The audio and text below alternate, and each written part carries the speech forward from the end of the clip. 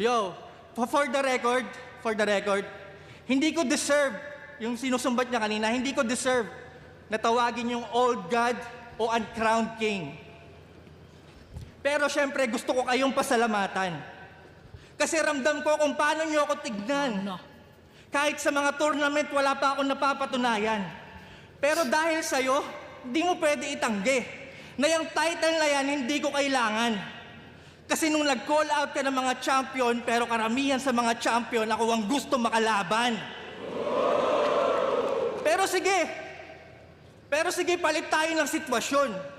Kung ako yung nag-champion ng tryouts, isa buhay at 2x2, malamang, sementado na ang aking pangalan.